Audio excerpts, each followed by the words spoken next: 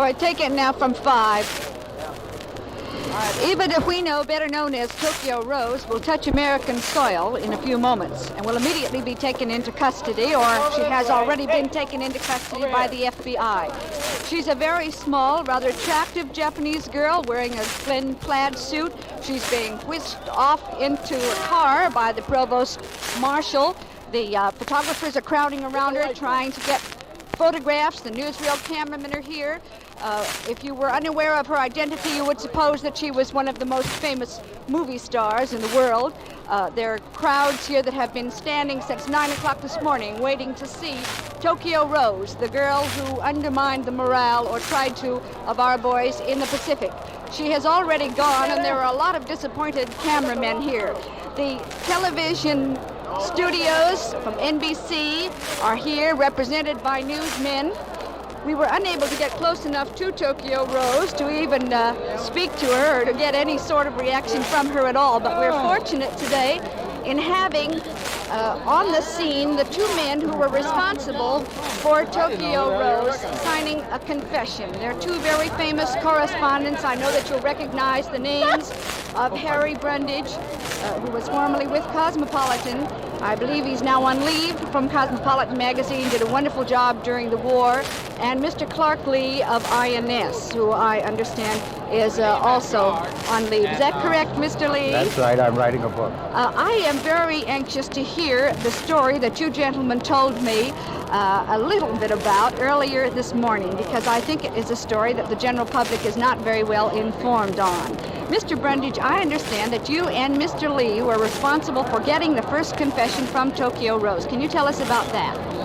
That's correct.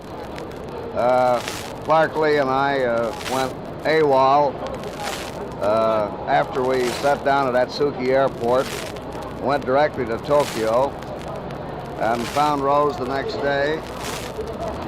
Got a 17-page statement from her, which Clark Lee was standing by my side typed.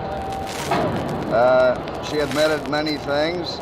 She admitted some things that are now today considered overt acts, and it is that statement that the government is predicating its case upon. Mr. Lee and I didn't get that statement signed that September day in 45, but I went back at the request of the Attorney General last March, and Rose willingly signed it. She just shook hands with me as she came off the boat and recognized me. I noticed that. Mr. Lee and I were saying a minute ago that her arrival after 7 long years back on this long voyage home was a bit different when she sailed from Los Angeles port the 5th of July, 1941, when she left third class with a few relatives waving their hands to say goodbye.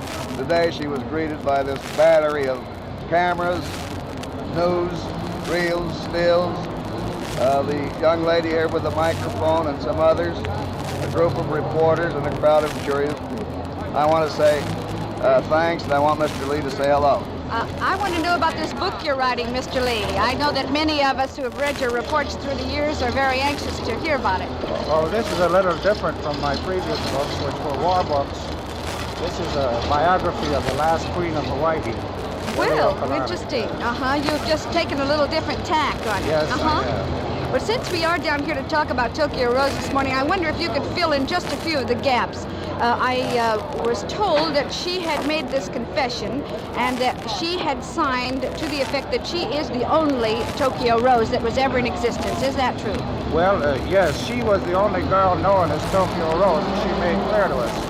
There were a number of others on the 0 hour program, but the name Tokyo Rose was never used until she came on the program, and it was applied to her alone. She had a following that any person in radio might envy, but I understand she didn't make much of a salary. Do you know how much she earned?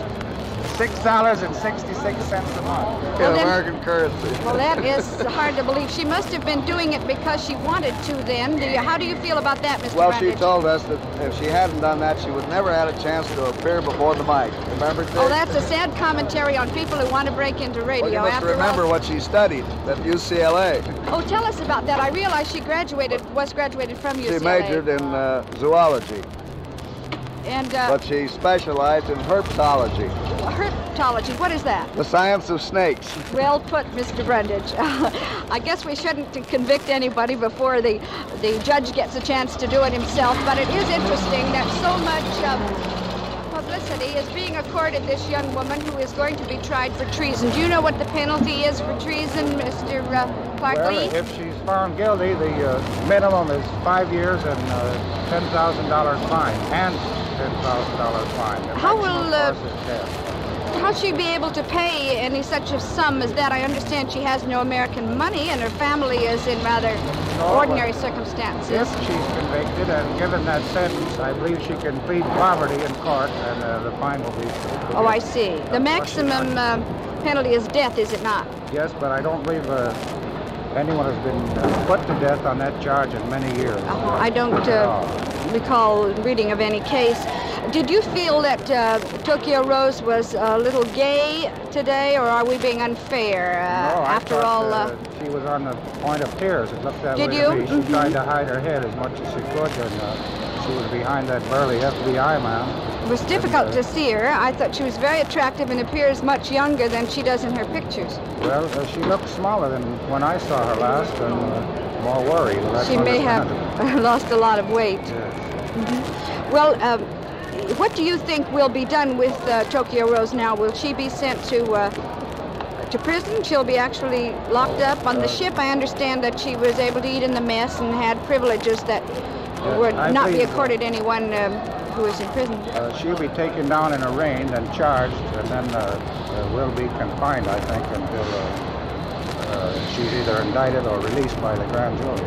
Well, it is certainly wonderful to be able to talk to you, Clark Lee, and to you, Harry Brundage. After all, you were responsible for bringing this girl to trial, and I think that all of us who are interested in America and America's future are very anxious that whatever is put out over the air or in our newspapers is representative of the type of thing that this girl did in Japan. Seems to us to be inexcusable. However, we'll let the judge decide that. That's the American way. Thank you so much.